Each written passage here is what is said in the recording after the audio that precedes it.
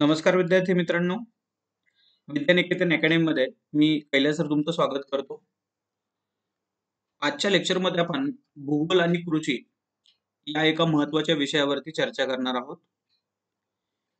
या लेक्चरमध्ये मी तुम्हाला या सब्जेक्ट संदर्भात असलेला या स्पर्धा परीक्षांमधला अभ्यासक्रम नेमका कोणता आहे आणि तुम्ही कोणत्या घटकावरती भर द्यायला पाहिजे या संदर्भात राज्यसेवा पूर्व आणि मुख्य, त्याचबरोबर ग्रुप बी च्या एक्झाम, ग्रुप सी च्या एक्झाम आणि काही सरळ सेवा ज्या आहेत या एक्झामला समोर ठेवून या अभ्यासक्रमाची ओळख करून मी तुम्हाला देणार आहे. बघा, या ठिकाणी हा सब्जेक्ट जो आहे तो आजपासून सुरू होत आहे. तुम्हाला जर जॉईन करायचं असेल तर तुम्ही फक्त जॉग्राफीचा सब्जेक्ट सुद्धा जॉईन करू शकता 999 रुपयामध्ये. या 999 रुपयामध्ये तुम्हाला या राज्यसेवेसाठी असलेला पूर्व मुख्यचा सिलेबस, ग्रुप बी मध्ये असलेला पूर्व मुख्यचा सिलेबस, त्याचबरोबर ग्रुप सी, वनसेवा आणि सीडीपीओ या एक्झाम मध्ये येणारा हा जॉग्राफीचा सिलेबस सगळा कव्हर करून दिला जाईल. अगदी एकही टॉपिक बाजूला ठेवला जाणार नाही, कारण आमची एक स्लोगन आम्ही घेऊन चाललेलो आहोत की अभ्यासक्रम जो आहे तो अजिबात बाजूला ठेवायचा नाही. आणि हा अभ्यासक्रम पूर्ण करत असताना सर्व पूर्ण करायचा, जेणेकरून तुम्हाला इतर पुस्तकांवरती अवलंबून राहण्याची गरज सुद्धा नसेल. अगदी कमी फीस मध्ये 999 रुपयामध्ये हा सब्जेक्ट तुम्हाला उपलब्ध करून दिलेला आहे. हा सब्जेक्ट कुठं तुम्हाला घेता येईल, तर हा जो गुगल प्ले स्टोअरला गेल्यानंतर एक विद्यानिकेतन अकॅडमीचं ऍप आहे, विद्यानिकेतन अकॅडमी या नावानं, स्पेलिंग मात्र व्यवस्थित टाका. तुम्हाला ऍप मिळेल आणि त्या ऍपवरती तुम्ही हा कोर्स जो आहे तो परचेस करू शकता. डेली अपडेटसाठी या ठिकाणी लिंक आहे. त्या लिंकवरती टेलिग्राम चॅनलला जाऊन तुम्ही जॉईन करू शकता. या ठिकाणी सुद्धा एक लिंक आहे. याचे दोन्ही चॅनलवरती तुम्ही डेली अपडेट जे आहे ते घेऊ शकता. आणि जर काही प्रॉब्लेम आलाच तर तुम्ही या नंबरवरती कॉल करा, नक्की तुमच्या शंकेचं निरसन केलं जाईल. बघा, या ठिकाणी हे झालं फक्त जॉग्राफी सब्जेक्ट संदर्भात, भूगोल विषया संदर्भात. पण जर तुम्हाला इंटिग्रेटेड बॅच हवी असेल, जी राज्यसेवा, त्यानंतर संयुक्त गट ब आणि क, तलाठी, क्लर्क, त्याचबरोबर पोलीस भरती या सर्व घटकांच्या बॅच आहेत किंवा सर्व परीक्षांच्या बॅच आहेत, त्या विद्यानिकेतन अकॅडमी मार्फत ऑनलाईन सध्या चालू आहेत. आणि या संदर्भात तुम्ही या अकॅडमीशी कॉन्टॅक्ट करून तुम्ही ते कोर्स आहेत तुम्हाला जो हवा असेल तो तुम्ही जॉईन करू शकता. या लेक्चरचं स्वरूप सर्व ठिकाणी रेकॉर्डेड आणि लाईव्ह स्वरूपात आहे. त्यानंतर याच्यामध्ये जी फीस दिलेली आहे ती राज्यसेवा पूर्वसाठी 5,000 रुपये, राज्यसेवा पूर्व आणि मुख्यसाठी 7,000 रुपये, गट ब याच्यासाठी 4,000 रुपये आणि गट ब पूर्व आणि मुख्य याच्यासाठी 5,500 रुपये. याच्यामध्ये इथं क सुद्धा लक्षात ठेवा की गट क च्या एक्झाम सुद्धा त्याच पद्धतीने होतात. याच्यामध्ये एक्स-पी-एस आहे, त्यानंतर टायपिस्टची एक्झाम आणि टॅक्स असिस्टंट याचे सिलेबस जे आहे ते तुमचे कव्हर केले जातील. ही ऑफर मात्र डिस्काउंट ऑफर असते, त्या दिवसापुरती चालवली जाते. पाठीमागं 3 दिवसांसाठी ही ऑफर जी आहे ती ऍक्टिव्ह केली होती आणि त्याच्यामध्ये बऱ्याच मुलांनी याचा लाभ सुद्धा घेतलेला आहे. पण सध्या मात्र तुम्हाला या फीस मध्ये हा कोर्स जो आहे तो परचेस करावा लागेल. तर हे झालं इंटिग्रेटेड बॅच बद्दल. हे झालं फक्त जॉग्राफीची जी बॅच जर जॉईन करायची असेल तर. आता बघा, उद्यापासून तुमची बॅच जी आहे ती चालू होईल आणि तुमच्या ज्या एक्झाम आहेत राज्यसेवेच्या आणि त्याचबरोबर ग्रुप बी ची एक्झाम, या दोन्ही एक्झाम पर्यंत सर्व सिलेबस जो आहे तो कव्हर केला जाईल. त्याच्यामध्ये तुम्हाला याच्या टेस्ट सुद्धा भेटून जातील याच फीस मध्ये. तर तुम्हाला जॉईन करायचं असेल तर तुम्ही अकॅडमीशी कॉन्टॅक्ट करू शकता. त्यानंतर बघा, त्याच्यामध्ये मी आज जो व्हिडिओ तुमच्या समोर घेऊन आलेलो आहे त्या व्हिडिओमध्ये मी तुम्हाला काय काय सांगणार आहे, तर तुम्ही कोणत्या परीक्षा देत असता याची पहिल्यांदा ओळख करून देईल. त्यानंतर त्याचा अभ्यासक्रम कोणता आहे या घटकावरती बोलेल. त्यानंतर तिसरं की याच्यामध्ये जे अभ्यासक्रम आहे तो नेमका कोणत्या घटकांमध्ये वर्गीकृत करायला पाहिजे. याचे 2 घटक की जसं भूगोल अभ्यासता येतं, महाराष्ट्र, भारत आणि जग. पण याचे घटक जे आहेत ते प्राकृतिक घटक असतील, पर्यावरणीय असेल, त्यानंतर जैविक घटक असेल, या घटकाबद्दल या ठिकाणी ओळख करून दिली जाईल. त्यानंतर या सब्जेक्टसाठी नेमकं बेसिक मटेरियल कोणतं वाचायचं आहे, त्यानंतर ऍडव्हान्स मटेरियल कोणतं वाचायचं आहे, रेफरन्स मटेरियल कोणतं वाचायचं आहे, आणि सगळ्यात शेवटी तुमच्या आवडीचा मुद्दा. एवढं सगळं सांगून वारंवार मुलांचे कॉल येत असतात की सर मी नोट्स कशा काढू, तर या प्रश्नाबद्दल मी सगळ्यात शेवटी बोलणार आहे. म्हणजे हे टप्पे जे आहेत, हे टप्पे या व्हिडिओमध्ये सगळे कव्हर केले जातील. त्यामुळे तुम्ही हा व्हिडिओ जो आहे तो अगदी शेवटीपर्यंत कव्हर करा. जेणेकरून सगळ्या प्रश्नांची उत्तरं जी आहेत ती तुम्हाला मिळून जातील आणि तुम्ही एक्झाम ओरिएंटेड स्टडी जो आहे तो कसा करायचा या ठिकाणी समजावून घ्याल. कारण मी वारंवार हे सांगत असतो की तुम्ही ज्ञानार्थी बनू नका, तुम्ही परीक्षार्थी बना. कारण बऱ्याच वेळा असं होतं की या ऑब्जेक्टिव्ह बेसमध्ये जर तुम्ही व्यवस्थित अभ्यास केला तर एक्झाम काय आहे हे समजण्याच्या अगोदर खूप चांगली पोस्ट तुमच्या हातामध्ये आलेली असते आणि या दृष्टिकोनातून तुम्ही या सगळ्या एकंदरीत स्ट्रगलच्या भागातून बाहेर पडलेला असता. तर माझाही तुम्हाला हे सांगणं आहे की खूप काही एक्झाम वरती पीएचडी करत बसू नका, सब्जेक्ट वरती पीएचडी करत बसू नका.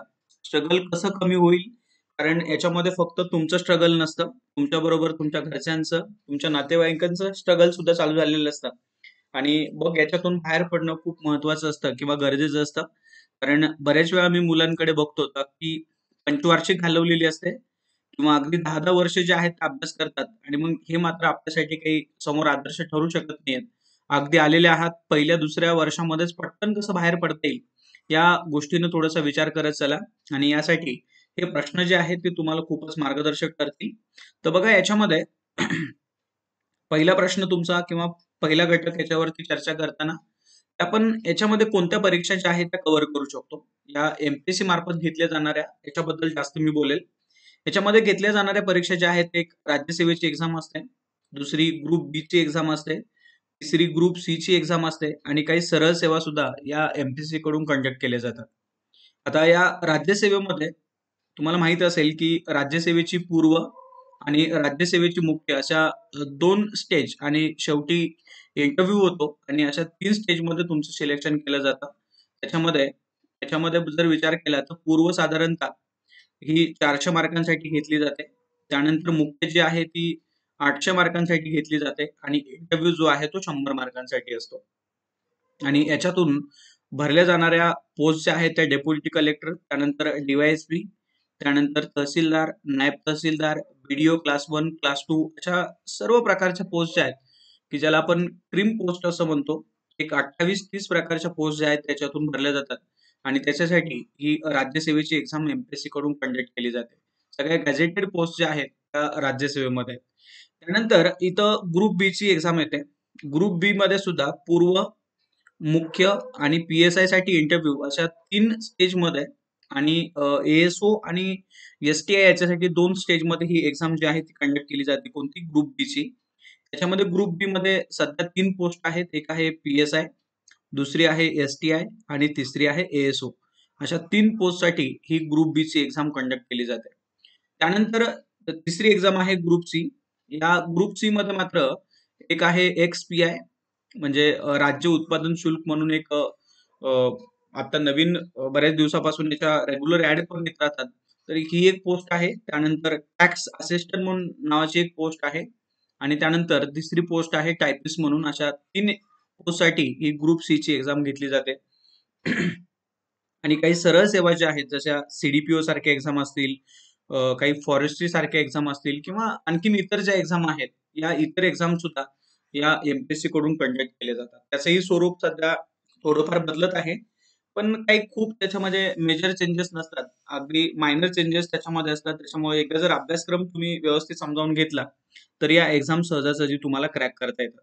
बघा याच्यामध्ये राज्यसेवेचं स्वरूप जसं सांगितलं, प्रिलियम 400 मार्क, मेन्स 800 मार्क आणि इंटरव्ह्यू 100 मार्क. तसं याच्यामध्ये ग्रुप बी मध्ये त्याची पूर्व जी आहे ती 100 गुणांची होते आणि मेन्स पूर्वी 200 गुणांची व्हायची. पण आता मात्र थोड्या दिवसापूर्वी चेंज करून त्याच्यामध्ये 400 गुणांची एक्झाम घ्यायचं ठरवलेलं आहे.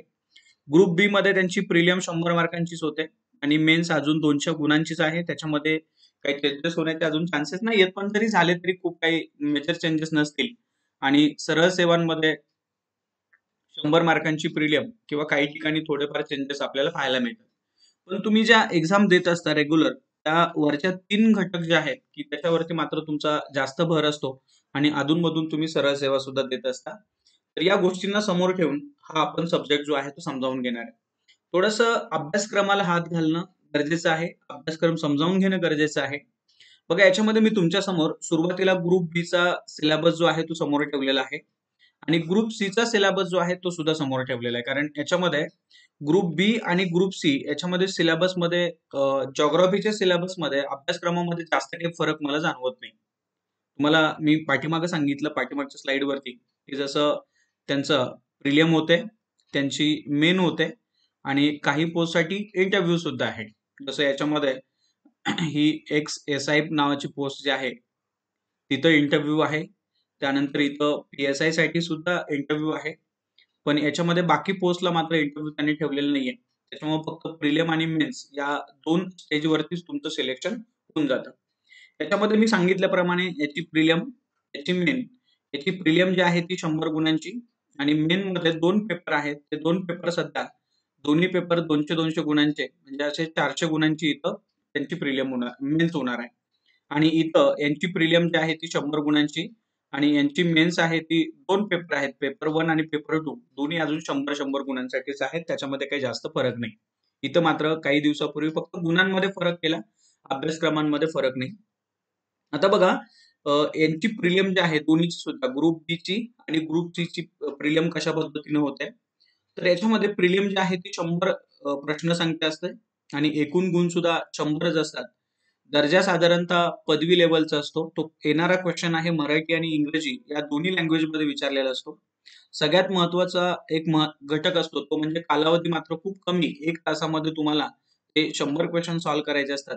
आणि प्रश्नपत्रिकेचं स्वरूप जे आहे ते वस्तुनिष्ठ ज्याला आपण बहुपर्यायी MCQ टाइप अशा पद्धतीचे क्वेश्चन जे आहेत ते दिलेले असतात. याच्यामध्ये ग्रुप सी साठी सुद्धा तोच पॅटर्न आहे आणि ग्रुप बी साठी सुद्धा तोच पॅटर्न आहे प्रिलिमच्या बाबतीमध्ये. त्याच्यामध्ये 7 घटकांची तयारी करावी लागते. पहिला घटक चालू घडामोडी, दुसरा घटक नागरिकशास्त्र ज्याला आपण पॉलिटी किंवा राज्यशास्त्र या नावाने ओळखतात, तिसरा हिस्ट्री, चौथा जिओग्राफी, पाचवा अर्थव्यवस्था किंवा भारतीय अर्थव्यवस्था, सहावा सामान्य विज्ञान आणि सातवा गणित किंवा अंकगणित आणि बुद्धिमत्ता. अशा पद्धतीने या 7 घटकांवरती प्रिलियमचे 100 क्वेश्चन जे आहेत आलेले असतात. याचं वेटेज कसं असतं साधारणतः बघा की इथं 15 क्वेश्चन विचारतात, सामान्य विज्ञानवरती 15 क्वेश्चन विचारतात, इकॉनॉमीला 15 क्वेश्चन विचारतात, त्यानंतर जिओग्राफीमध्ये सुद्धा 15 क्वेश्चन विचारतात, हिस्ट्रीमध्ये सुद्धा 15 क्वेश्चन विचारतात आणि पॉलिटीमध्ये सुद्धा 15 क्वेश्चन विचारतात. साधारणतः प्लस मायनस एक 2-3 क्वेश्चन इकडे तिकडे होऊ शकतात, पण साधारणतः हे वेटेज असतं आणि चालू घडामोडीवरती 10-12 क्वेश्चन जे आहेत येऊन जातात. या पद्धतीने तुमचे 100 क्वेश्चन 100 गुणांसाठी प्रिलिमच्या बाबतीत विचारलेले असतात. जर इथं आपण भूगोल घटकाचा विचार केला तर फक्त बघा एक 2च स्टेटमेंटमध्ये त्यांनी सगळा सिलेबस जो आहे तो दिलेला आहे. काय दिलेलं आहे बघा की महाराष्ट्राच्या भूगोलाच्या विशेष अभ्यासक्रमासह हा घटक तुम्ही अभ्यासणार आहात. त्याच्यामध्ये पृथ्वी अभ्यासा, जगातील विभाग अभ्यासा, हवामान अभ्यासा, अक्षांश रेखांश बघा, महाराष्ट्रातील जमिनीचे प्रकार बघा, पर्जन्य बघा, प्रमुख पिकं, शहरं, नद्या, उद्योगधंदे अशा पद्धतीने घटक अभ्यासा आणि सगळ्यात शेवटी इत्यादी म्हटलेलं आहे. आता खरं तर मी हा अभ्यासक्रम समोर ठेवल्यानंतर असं म्हणेल की या बाकीचे घटक महत्वाचे आहेत ते, पण त्याच्यापेक्षा हा इत्यादी शब्द जो लिहिलेला आहे तो त्याच्यापेक्षा महत्वाचा आहे. कारण याच्यामध्ये तुम्हाला कुठेही सिक्वेन्स दिसत नाहीये किंवा तुम्ही या पद्धतीने अभ्यास सध्या तरी मला वाटतं या घटकाला समोर ठेवून करता येणार नाही. तुम्हाला व्यवस्थित त्याचा सिक्वेन्स बघावा लागेल आणि मगच तुम्ही अभ्यासक्रम तो समजावून घेऊ शकता आणि अभ्यास करू शकता. आणि या ठिकाणी मी मेन्सचा सिलेबस दिलेला आहे याच एक्झामचा. मेन्सचं स्वरूप तुम्हाला समजलं असेल. पेपर 1 आणि पेपर 2 असे दोन्हीकडेही पेपर आहेत. म्हणजे ग्रुप बी ला सुद्धा आणि ग्रुप सी ला सुद्धा. दोन्हीकडे इथं 100 क्वेश्चन असतात, इथं सुद्धा 100 क्वेश्चन असतात. फक्त याच्यामध्ये ग्रुप बी चा मार्कांचं वेटेज जे आहे ते इथं 2 आहे, इथं 2 आहे. त्याच्यामुळे इथं 200 गुण होतात आणि इथं 200 गुण होतात. आणि तिथंच ग्रुप सी चा विचार केला तर इथं मात्र 1 क्वेश्चन 1 गुणांसाठी. त्याच्यामुळे इथं 100, इथं सुद्धा 1 क्वेश्चन 1 गुणांसाठी, इथं सुद्धा 100. त्याच्यामुळे त्यांची मेन्स जी आहे ती 200 गुणांचीच आहे. त्याच्यामुळे इथं काही खूप मला चेंजेस वाटत नाहीयेत.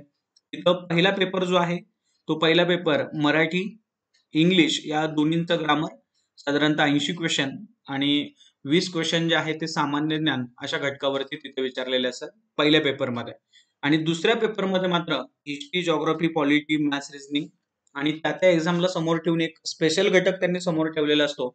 या पद्धतीने हा दुसरा पेपर तुमचा बनतो. त्यापैकी जर महाराष्ट्राचा भूगोल जर विचार केला तर बघा थोडासा डिटेल देण्याचा प्रयत्न केलेला आहे. पण तरी पण 1, 2, 3, 4 आणि 5 लाईन मध्येच हा सिलेबस त्यांनी बसवलेला आहे. तिथेही परत मेन्सेस प्रिलिमचे घटक जे आहेत ते पुढे आलेले दिसतील आणि काही नवीन घटक सुद्धा आहेत, जसं महाराष्ट्राचा रचनात्मक भूगोल, मुख्य रचनात्मक विभाग, हवामान, पर्जन्य व तापमान, पर्जन्यातील विभागावर बदल, नद्या, पर्वत, डोंगर, राजकीय विभाग, प्रशासकीय विभाग, नैसर्गिक संपत्ती जसं वन, खनिज, त्यानंतर मानवी व सामाजिक भूगोल, त्यानंतर लोकसंख्या, लोकसंख्येच्या बाबतीत स्थलांतर वगैरे हे घटक सगळे अभ्यासा. त्यानंतर सोर्स असं म्हटलेलं आहे. त्यानंतर या सर्व घटकांचे परिणाम, त्यानंतर ग्रामीण वस्त्या व तांडे, त्यानंतर झोपडपट्ट्या व त्यांचे प्रश्न, अशा पद्धतीनं एकंदरीत हा महाराष्ट्राचा भूगोल आणि त्याचा अभ्यासक्रम जो आहे तो आपल्या समोर ठेवलेला आहे. म्हणजे आपण या ठिकाणी असं म्हणू शकतो की जो आपल्याला भूगोल अभ्यासायचा आहे, जास्त त्यांनी महाराष्ट्र समोर ठेवून सिलेबस जो आहे तो आपल्या समोर दिलेला आहे. म्हणजे याच्यामध्ये तुम्हाला भारत सुद्धा अभ्यासावं लागेल आणि जग सुद्धा अभ्यासावं लागेल. म्हणजे एकंदरीत काय झालं बघा की परीक्षा कोणत्या देता, हा पहिला प्रश्न, याचं उत्तर मिळालं. त्यानंतर दुसरं, अभ्यासक्रम या घटकाचा अभ्यास करताना ग्रुप बी आणि ग्रुप सी साठी नेमका जॉग्राफी कसं आहे हे तुम्हाला समजलं. पण राहतो आणखीन दुसरा महत्वाचा घटक की राज्यसेवा एक्झाम बद्दल सुद्धा आपल्याला विचार करायचा आहे. त्यांचा सिलेबस नेमकं कसं आहे हे सुद्धा समजावून घ्यायचं आहे. याच्यामध्ये राज्यसेवा पूर्व आणि राज्यसेवा मुख्य असे दोन स्टेज जे आहेत त्या अभ्यासक्रमाच्या बाबतीत आपल्याला समजावून घ्यावे लागतील. बघा, राज्यसेवेची पूर्व जी आहे ती 400 गुणांची होते आणि राज्यसेवेची मुख्य जी आहे ती 800 गुणांची होते. याच्यामध्ये दोन पेपर असतात, पेपर 1 GS आणि पेपर 2 सीसॅट या टायटल खाली हे अभ्यासले जातात. पेपर 1 मध्ये जे 200 गुण आहेत ते जीएससी संबंधित असतात आणि जीएस मध्ये एकूण हे 7 घटक जे आहेत ते तुमच्या समोर दिलेले असतात आणि या 7 घटकावरती मिळून 100 क्वेश्चन येतात. एक क्वेश्चन जे आहे ते 2 मार्कांसाठी, अशा पद्धतीने तो 200 गुणांचा पेपर असतो. सेकंड पेपर मात्र सीसॅटचा आहे, त्याच्याबद्दल आपण इथे काही जास्त विचार करणार नाही आहोत. तो सुद्धा 200 गुणांचा आहे. एक क्वेश्चन त्या ठिकाणी 2.5 मार्कांना असतो आणि टोटल 80 क्वेश्चन येतात. ते मात्र त्या घटकाशी रिलेटेड ते टॉपिक तुम्ही कव्हर करा. त्याच्यामध्ये बघा की साधारणतः हे 60 टॉपिक जे आहेत त्याच्यामध्ये वेटेज कसं असतं, साधारणतः एक 15 ते 20 क्वेश्चन या जनरल सायन्स वरती असतात. त्यानंतर हे एन्व्हायरमेंटचा घटक जे आहे ते 5 क्वेश्चन येतात. इकॉनॉमी वरती साधारणतः 10 ते 15 क्वेश्चन येतात. त्यानंतर जॉग्राफी जो आहे तो कधी कधी 15, 18, 20 पर्यंत घेऊन जातात. सॉरी, या ठिकाणी पॉलिटी म्हटलेलं आहे, मी जॉग्राफी बोललो. या ठिकाणी पॉलिटी जो आहे तो साधारणतः 10 ते 15 क्वेश्चन या ठिकाणी विचारलेले असतात. त्यानंतर जॉग्राफीवरती 15, 18, 20 क्वेश्चन या ठिकाणी विचारलेले असतात. हिस्ट्रीचं सुद्धा तसंच आहे, 15, 18 ते 20 पर्यंत.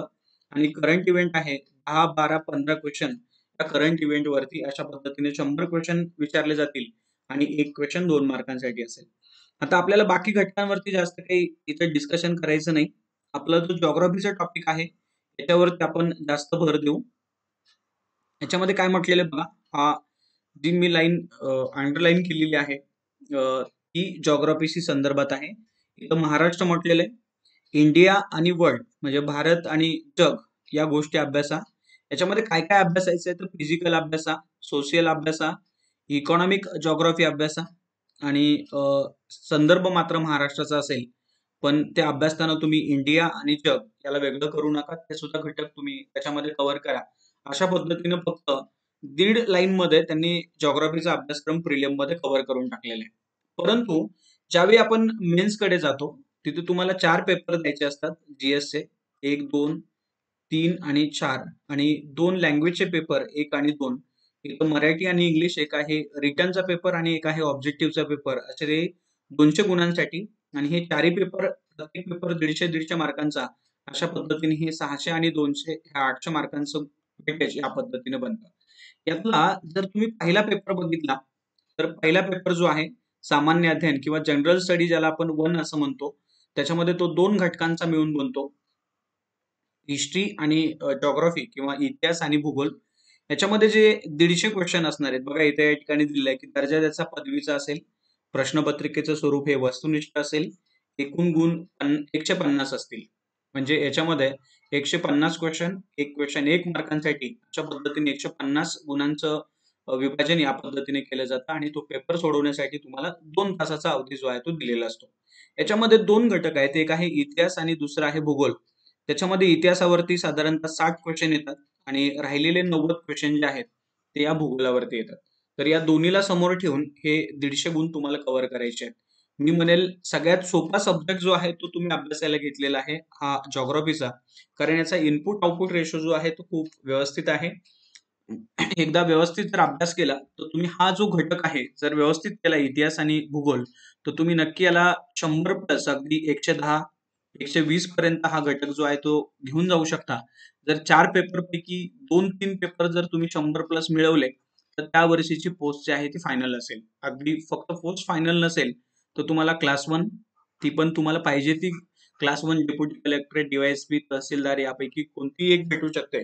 अशा पद्धतीने हा पेपर आहे. त्यामुळे व्यवस्थित समजावून घ्या आणि अभ्यास करताना हे 2 लाईन आहेत, 2 स्टेटमेंट आहेत ते कधी पण समोर ठेवून अभ्यास करायचा. बघा काय सांगितलेलं आहे, की प्रश्नपत्रिकेतील प्रश्नांचं स्वरूप दर्जा अशा प्रकारचा असेल, की एखादी सुशिक्षित व्यक्ती कोणताही विशेष अभ्यास न करता त्याचं उत्तर देऊ शकेल. विविध विषयातील उमेदवारांच्या सामान्य ज्ञानाची चाचणी घेणं हा आमचा उद्देश आहे.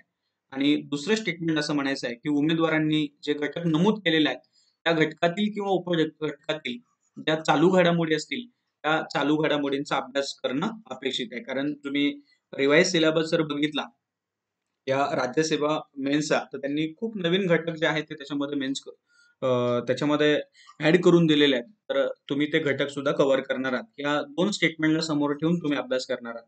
म्हणजे खूप काही डेप्थ वरती जाऊ नका. व्यवस्थित तेवढं सांगितलेलं आहे तेवढे घटक तुम्ही कव्हर करा आणि या पद्धतीने तुम्ही जरी कव्हर केला तरी तुम्हाला सगळे प्रश्न जे आहेत ते सॉल्व्ह करता येतील. आता याच्यामध्ये काय केलंय बघा, की मी पुढं राज्यसेवा मेन्सचा सगळा सिलेबस जो नवीन आता त्यांनी काही दिवसापूर्वी त्यांच्या वेबसाईटला टाकला होता. त्या सिलेबसची स्क्रीनशॉट मी तुमच्या समोर दिलेले आहेत. बघा याच्यामध्ये सेकंड टॉपिक कारण फर्स्ट टॉपिक हा हिस्ट्रीशी संबंधित आहे. तो मी या ठिकाणी घेतलेला नाहीये. याच्यामध्ये भूगोल महाराष्ट्राच्या विशेष संदर्भासहित असं म्हटलेलं आहे. त्याच्यामध्ये 2.1 भूरूपशास्त्र, 2.2 हवामानशास्त्र, 2.3 मानवी भूगोल इथून चालू होतो. आता बघा याच्यामध्ये मी तुम्हाला थोडंसं प्रिलिम आणि मेन्स अशा पद्धतीने वर्गीकरण करून देतो. म्हणजे यातले कोणते घटक प्रिलिमला करणं अपेक्षित आहे आणि कोणते घटक प्रिलिम आणि मेन्सला करणं अपेक्षित आहे आणि कोणते फक्त मेन्सला करणं अपेक्षित आहे. बघा हा भूरूपशास्त्र नावाचा घटक जो आहे तो तुम्ही प्रिलिमला पण करा आणि मेन्सला पण करा. म्हणजे दोन्ही ठिकाणी आहे. त्यानंतर हवामानशास्त्र सुद्धा तसंच आहे. प्रिलिमला सुद्धा करा, मेन्सला सुद्धा करा. हा जो मानवी भूगोल आहे तो मात्र प्रिलिमला जास्त याच्यावरती क्वेश्चन येत नाहीये. फक्त तुम्ही मेन्सला याच्याकडे जास्त भर दिला तरी चालेल. त्यानंतर आर्थिक भूगोलमध्ये याच्यामध्ये बघा, की हा जो खनिजे नावाचा टॉपिक, वाहतूक नावाचा टॉपिक, त्यानंतर अ, याच्यामधला महत्वाचा शेती हा थोडाफार आणि पिकं हाच फक्त प्रिलिमला बघा. बाकी मात्र फक्त मेन्सला आहे. म्हणजे याच्यामध्ये हे जे टिक केलेले, अंडरलाईन केलेले घटक जे आहेत ते प्रिलिम आणि मेन्सला आणि बाकी फक्त मेन्सला. त्यानंतर लोकसंख्येच्या बाबतीत हा मात्र प्रिलिमला सुद्धा आहे आणि मेन्सला सुद्धा आहे. आणि तो करताना तुम्ही मात्र व्यवस्थित करा. कारण याच्यावरती 1, 2, 3 क्वेश्चन जे आहेत ते नक्की विचारलेले असतात. प्रिलिम सुद्धा आणि मेन्सला सुद्धा. लोकसंख्या खूप महत्वाचं आहे. त्यानंतर पर्यावरण भूगोल.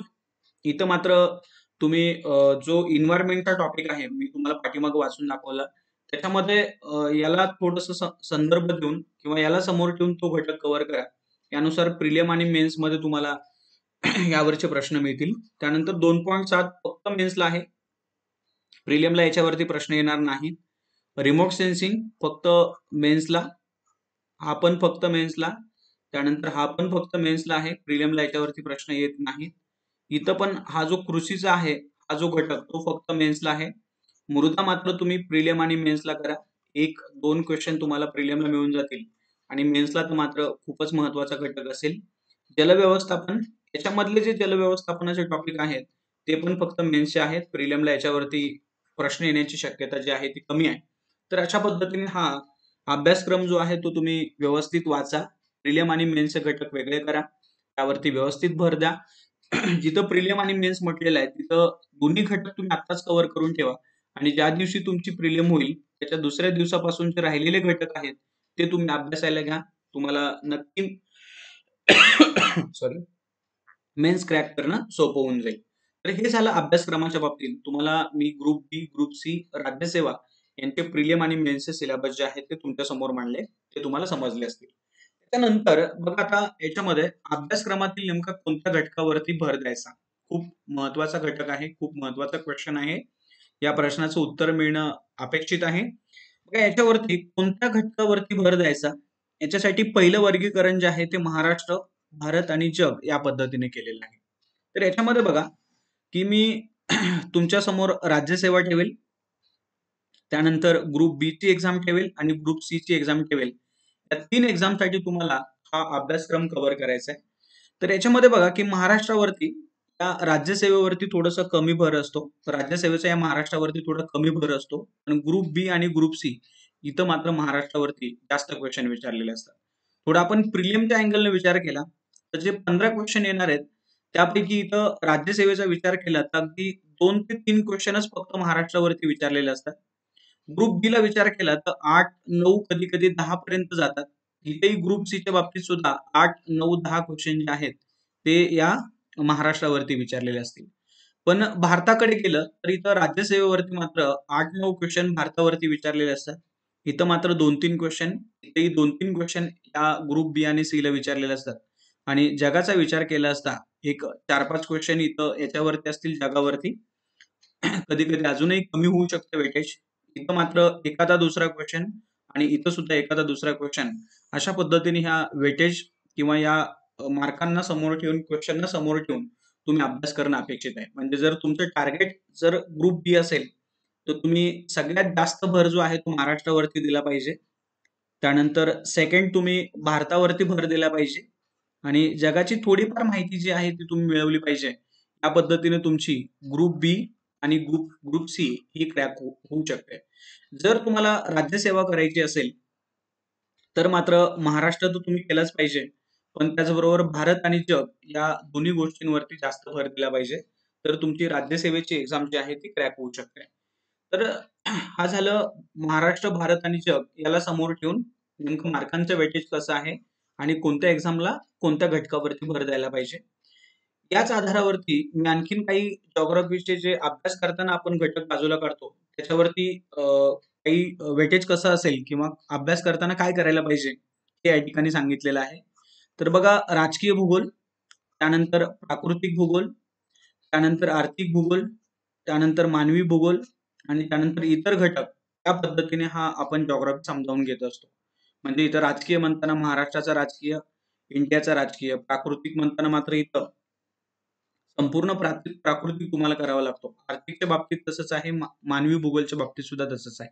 फक्त याच्यामध्ये बघा की हा राजकीय, आर्थिक, मानवी हे जे घटक आहेत ते मात्र राज्यसेवा आणि ग्रुप बी, ग्रुप सी या एक्झामसाठी महत्वाचे आहेत. पण हा प्राकृतिक भूगोल जो आहे तो मात्र फक्त राज्यसेवेच्या एक्झामला मला जास्त महत्व वाटतं. ग्रुप बी आणि सी या एक्झामला मात्र त्याच्यावरती जास्त प्रश्न येत नाहीयेत. त्याच्यामुळे हा जो घटक आहे फक्त राज्यसेवेच्या अँगलनं प्रिलिम आणि मेन्स या दृष्टिकोनातून हा तुम्हाला प्राकृतिक मी समजावून सांगणार आहे. प्राकृतिक मध्ये मात्र काय येणार आहे की जसं हवामानाचा घटक असेल, म्हणजे सेपरेट की त्याच्या बेसिक कन्सेप्ट काय आहेत त्या जास्त करून त्या ठिकाणी विचारल्या जातात. तर त्या मी तुम्हाला त्या ठिकाणी कव्हर करून देईल. आणि हे जे घटक आहेत हे घटक समोर ठेवून त्याच्यामध्ये महाराष्ट्र, त्याच्यामध्ये जग, त्याच्यामध्ये भारत हे कसे बसवायचे या गोष्टींवरती जास्त भर देऊन हा सगळा सिलेबस जो आहे तो तुमचा कव्हर केलेला असेल. अगदी लाईन टू लाईन पाठीमागे जो नवीन सिलेबस दिलेला आहे तो नवीन सिलेबस समोर ठेवून लाईन टू लाईन हा सिलेबस जो आहे तो कव्हर केला जाईल. तर हे दोन्ही घटक म्हणजे इथं जग, भारत आणि महाराष्ट्र समोर ठेवायचा आणि हे एवढे घटक समोर ठेवायचे आणि या पद्धतीनं हा जिओग्राफी कव्हर करायचा. तर घटकानंतर मी जाईल बेसिक मटेरियल काय कव्हर करायचं. जिओग्राफीसाठी हा खूप महत्वाचा क्वेश्चन आहे आणि हे तुम्ही करणं अपेक्षित आहे. खरं तर याच्यामध्ये बेसिक मटेरियलमध्ये पहिला घटक मी तुम्हाला सांगेल की तुम्ही 6वी ते 12वीचे जे स्टेट बोर्ड आहेत ते स्टेट बोर्ड तुम्ही व्यवस्थित कव्हर करा. तुम्ही राज्यसेवेसाठी सुद्धा आणि ग्रुप बी, ग्रुप सी साठी सुद्धा हे दोन्ही म्हणजे या तिन्ही एक्झामसाठी तुम्ही हे कव्हर करणं गरजेचं आहे. 6वी ते 12वीचे स्टेट बोर्ड.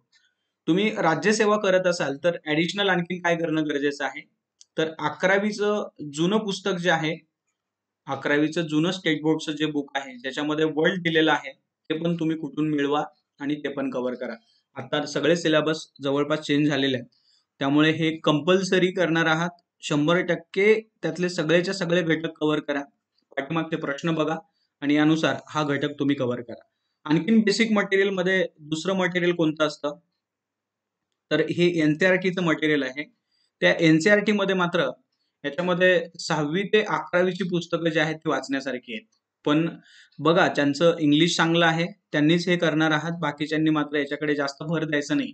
फक्त एकदा मात्र काय करायचं, की त्यातले जे इमेज वगैरे आहेत किंवा काही काय म्हणूया, की काही तक्ते दिलेले आहेत, चार्ट दिलेले आहेत, काही मॅप दिलेले आहेत, ते सगळे फक्त एकदा नजरेखालून घाला. तरी तुम्हाला एखादा दुसरा क्वेश्चन त्याच्यामध्ये मिळून जाऊ शकतो. कारण मला एक प्रश्न आठवतोय बघा, की एक 11वीची एन-सी-आर-टी आहे, एन्व्हायर्नमेंटल एन-सी-आर-टी. त्याच्यामध्ये एक अशा पद्धतीने पहिल्याच पेजवरती, पहिल्या चॅप्टरमध्ये एक अशा पद्धतीने लाईन दिलेली आहे. आणि ही लाईन तुम्हाला राज्यसेवेच्या 2013च्या प्रिलिमच्या क्वेश्चन पेपरमध्ये ही लाईन दिली होती आणि प्रश्न असा होता, की ही जी नकाशामध्ये दाखवलेली जी लाईन आहे, ती कशाचं प्रतिनिधित्व करते किंवा कशाचं विभाजन करते? ऑप्शन होता, की दाट लोकसंख्या आणि विरळ लोकसंख्या. ऑप्शन 2 होता गहू पिकवणारा प्रदेश आणि तांदूळ पिकवणारा प्रदेश. ऑप्शन 3 होता अवर्षणग्रस्त प्रदेश आणि जास्त पाऊस पडणारा प्रदेश. आणि ऑप्शन 4 होता की जलविभाजक. आता इथं या ठिकाणी बघा, की ही जी लाईन आहे ती जलविभाजक म्हणून काम करते असं त्या मॅपमध्ये स्पष्ट दिलेलं आहे. त्याच एक्झाममध्ये अजून एक प्रश्न होता, की इथं मॅप दाखवला होता हा पूर्वेकडचा. अशा पद्धतीने हा अरुणाचल प्रदेश वगैरे हे घटक त्याच्यामध्ये दाखवले होते. आणि आणखीन काय केलं होतं, की इथल्या ज्या 3 लाईन आहेत, तिथं ए, बी आणि सी अशा पद्धतीने लिहून तिथं क्रम सांगा. याच्यामध्ये गारो, खासी आणि जैतिया ह्या टेकड्या आहेत, त्यांचा क्रम सांगा. असे 4 ऑप्शन त्यांनी बनवले होते आणि या टेकड्या मॅपमध्ये दाखवून त्यांनी प्रश्न विचारला होता. हे दोन्ही मॅप जे आहेत, ते मॅप कुठे आहेत? तर त्या एन-सी-आर-टी मध्ये 11वीच्या एन-सी-आर-टी मध्ये दिलेले आहेत. किंवा आणखीन एक पाठीमागे प्रश्न आला होता, की एक अशा पद्धतीनं हा मला वाटतं असिस्टंटच्या एक्झामचा प्रश्न आहे. हा जो रिटर्न मान्सून आहे, या रिटर्न मान्सूनची लाईन काढली होती आणि इथं रिटर्न मान्सून कोणत्या डेटला असतो? अशा पद्धतीने 1 डिसेंबर, 15 नोव्हेंबर, 1 नोव्हेंबर अशा पद्धतीने डेट दिल्या होत्या. हे प्रश्न ओळखायचा होता. त्यानंतर आणखीन त्यांनी पाठीमागे एक प्रश्न विचारला होता. अशा पद्धतीनं काहीतरी लाईन दाखवल्या होत्या आणि हे कशाच्या लाईन आहेत, कशाचे एरो आहेत, अशा पद्धतीचा सुद्धा प्रश्न होता. तो सुद्धा त्याच एन-सी-आर-टी मध्ये होता. फक्त काय करा, की सगळ्यांनीच म्हणजे ग्रुप बी, ग्रुप सी आणि राज्यसेवावाल्यांनी कंपल्सरी 9वीचं आणि 11वीचे जे 2 बुक आहेत, एक आहे फंडामेंटल एन-सी-आर-टी आणि एक आहे एन्व्हायर्नमेंटल एन-सी-आर-टी. त्यातली एन्व्हायर्नमेंटल एन-सी-आर-टी आणि 9वी हे ग्रुप बी, ग्रुप सी आणि राज्यसेवा या सगळ्यांनी करा. आणि जी फंडामेंटल एन-सी-आर-टी आहे ती मात्र फक्त राज्यसेवेवाल्यांनी वाचली तरी चालेल. बाकीच्यांनी मात्र वाचण्याची गरज नाही. आणि बाकी पुस्तकं मात्र जमतील तशी करा एन-सी-आर-टीची. पण ही मात्र स्टेट बोर्ड मात्र तुम्ही कंपल्सरी करा. आणि एन-सी-आर-टी मात्र ज्यांचं इंग्लिश चांगलं आहे त्यांनी पूर्ण वाचा. ज्यांचं नाही त्यांनी ऍटलीस्ट त्यातले मॅप तरी नजरेखालून घाला. तुम्हाला असे आलेले प्रश्न जे आहेत ते सॉल्व्ह होतील. हे झालं तुमचं बेसिक मटेरियल. तर या पद्धतीने तुम्ही हे कव्हर करणार आहात. आता राहतो प्रश्न तुमच्या लँग्वेजचा. तुम्ही इंग्लिशमध्ये करणार आहात का मराठीमध्ये? हे दोन्ही पुस्तकं इंग्लिशमध्ये सुद्धा अवेलेबल आहेत, मराठीमध्ये सुद्धा अवेलेबल आहेत. याची स्टेट बोर्डचे. आणि या एन-सी-आर-टी मात्र फक्त हिंदी आणि इंग्लिशमध्ये अवेलेबल आहेत. तर तुम्ही तुमच्या पद्धतीने उपलब्ध करून ते वाचू शकता. त्यानंतर एवढं सांगितल्यानंतर रेफरन्स मटेरियल काय वाचायचं असा प्रश्न असतो. तर बघा, याच्यामध्ये रेफरन्स मटेरियलमध्ये मी तर खरं सांगेल, जास्त रेफरन्स मटेरियल तुम्ही नाही वाचलं तरी चालेल. इथं मी ज्या तुम्हाला नोट्स देणार आहे तेवढ्या नोट्स तुम्ही कव्हर केल्या तरी तुम्हाला सगळेच्या सगळे क्वेश्चन सॉल्व्ह होतील. पण तरी तुम्हाला वाचायचं असेल तर थोडंसं सौदीचे जे बुक आहेत ते थोडे चांगले आहेत. तुम्ही ते रेफरन्स मटेरियल म्हणून कव्हर करू शकता. याच्यामध्ये पुन्हा महाराष्ट्र आहे, त्यानंतर भारत आहे, त्यानंतर जग आहे. तर खरं तर राज्यसेवेसाठी एक भूगोल आणि कृषी नावाचं सौदी सरांचं बुक आहे, ते तुम्ही वाचलं तरी चालेल. आणि ज्याला फक्त महाराष्ट्र करायचं आहे तिथं सौदीचं सुद्धा आहे, एक दीपस्तंभचं सुद्धा आहे. हे तुम्ही कव्हर करा. भारतसाठी सुद्धा दीपस्तंभ आहे आणि जगासाठी सुद्धा दीपस्तंभचं बुक आहे. हे तुम्हाला वाचायचे असतील तर रेफरन्स म्हणून तुम्ही या ठिकाणी कव्हर करू शकता. त्यानंतर इथं हा शेवटचा मुद्दा एक महत्वाचा वाटतो मला, की वाचन कसं करायचं आणि नोट्स कशा काढायच्या. मी तर खरं म्हणेल, की डिटेल नोट्सच्या फांद्यामध्ये बिलकुल पडू नका. कारण त्याचा जास्त काही उपयोग झालेला दिसत नाही. अगदी ठराविक घटकांच्या, जे घटक समजत नाहीये, बघा 2च घटकांच्या नोट्स काढायच्या, की जे घटक समजत नाहीत असा घटक बाजूला घ्यायचा आणि दुसरा, की तिथं पाठांतर आहे असा घटक बाजूला घ्यायचा आणि अशा 2च घटकांच्या फक्त नोट्स काढायच्या. बाकी मात्र नोट्सच्या फंद्यात जास्त काही पडू नका. आणि विशेषतः नोट्स सुरुवातीला अजिबात काढणार नाहीयेत. कारण सुरुवातीला नोट्स काढायचं जर झालंच किंवा काढायला जर घेतल्या, तर फक्त पुस्तक उतरून काढलेलं असतं. त्या नोट्स नसतात. ते काय म्हणू की फक्त नावापुरतं किंवा काहीतरी करायचं म्हणून तुम्ही हे केलेलं असतं. अजिबात उपयोगाचं नाहीये. तर ह्या नोट्स कशा काढायच्या यासाठी वाचन कसं करायचं हे तुम्ही समजावून घ्या. याच्यामध्ये बघा की reading first, reading second, reading third, reading fourth अशा पद्धतीनं मी तुम्हाला ह्याचे टप्पे देईल आणि इथपर्यंत तुम्ही पोहोचणार आहात. काहींना मात्र तिसऱ्या रीडिंग मध्येच कव्हर होईल, काहींना मात्र अजून एक रीडिंग लागेल. तर इथपर्यंत तुम्ही जाणार आहात. बघा फर्स्ट रीडिंग पुस्तक हातात घेतलं तर रॅन्डमली वाचत जावं. त्याच्यामध्ये कुठेही अंडरलाईन करू नका. अगदी नवं कोरं पुस्तक राहील या पद्धतीनं तुम्ही वाचत जा. त्यानंतर इथं काय होईल मात्र की एक 20 ते 30% डेटा तुमच्या लक्षात राहील. त्यानंतर सेकंड रीडिंगला ज्याचं पहिल्यांदा वाचलं होतं तसंच तुम्ही सेकंड रीडिंग सुद्धा करा. इथं अजून तुम्ही पुढे गेलेला असाल, एक 50 ते 60% वरती पोहोचलेला असाल. इथं गेल्यानंतर मात्र थोडासा अभ्यासक्रम आणि थोडेसे क्वेश्चन पेपर हे घटक तुम्ही या दुसऱ्या रीडिंग नंतर समजावून घ्या. आणि ज्यावेळी तिसरी रीडिंग तुम्ही करणार आहात, त्यावेळी मात्र त्यातले खूप महत्त्वाचे घटक जे आहेत ते अंडरलाईन करा, की ज्या तुमच्या नोट्स असतील किंवा पुस्तकांवरती बघा इथं खाली आणि वरती जागा असते. जे वाटतं ते तुम्ही इथं आणि इथं लिहू शकता किंवा आणखी मार्केटमध्ये काही स्टिक भेटतात, तुम्ही त्या स्टिक लावू शकता किंवा थोडंसं जास्त काही लिहायचं असेल, तर एखादं पेजेस त्याच्यामध्ये तुम्ही टाका. त्या पद्धतीनं तुम्ही तिसरी रीडिंग पूर्ण करणार आहात आणि सेम चौथ्या रीडिंगला सुद्धा की अजून त्यातले महत्त्वाचे घटक असतील, ते तुम्ही अंडरलाईन करा. हा जो तिसरा आणि चौथ्या रीडिंगचा महत्त्वाचा घटक असेल, तिथं काही तुम्ही मायक्रो नोट्स तुम्ही बनवलेले असतील आणि या पद्धतीनं नोट्स या घटकाकडे जावा. नोट्समध्ये 2च घटक घ्यायचे, की जे महत्त्वाचे घटक आहेत, समजत नाहीयेत असे घटक आणि दुसरे पाठांतराचे. अगदी शॉर्टमध्ये असतील, की ज्या वारंवार वाचाव्या लागतात. फक्त या ठिकाणी एक काम करायचं, की ते जे तुमचं पुस्तक असेल, त्या पुस्तकालाच नोट्स बनवायचं. पुस्तकं खूप वाचू नका. हार्डली एखादं दुसरं तुम्ही जरी कव्हर केलं, तरी सफिशियंट आहे. माझ्याकडून सगळ्याच्या सगळ्या तुम्हाला नोट्स भेटणार आहेत. माझ्या नोट्स तुम्ही वापरा. यालाच तुम्ही जेवढ्या रिव्हिजन करता येतील तेवढ्या रिव्हिजन करा. याच्यातूनच सगळ्याच्या सगळे क्वेश्चन येतील. जिओग्राफीचा इनपुट आणि आउटपुट रेशो खूप छान आहे. सगळ्यात सोपा सब्जेक्ट आहे. खूप लवकर क्लिअर होतो. तर या दृष्टिकोनातून तुम्हाला बॅच जॉइन करायची असेल, तुम्ही जॉइन करू शकता. फक्त जिओग्राफीची बॅच आहे ती ₹1000 मध्ये तुम्हाला मिळेल आणि इंटिग्रेटेड बॅच जॉइन करायची असेल तर इंटिग्रेटेड सुद्धा जॉइन करू शकता. येणारी राज्यसेवा पूर्व आणि मुख्य, त्याचबरोबर येणारी ग्रुप बी यांच्या पूर्व मुख्य इथपर्यंत हा सगळा सिलेबस जो आहे तो तुमचा कव्हर केला जाईल विथ क्वेश्चन पेपर. एक महत्त्वाचा घटक तुम्हाला सांगायचा राहिला.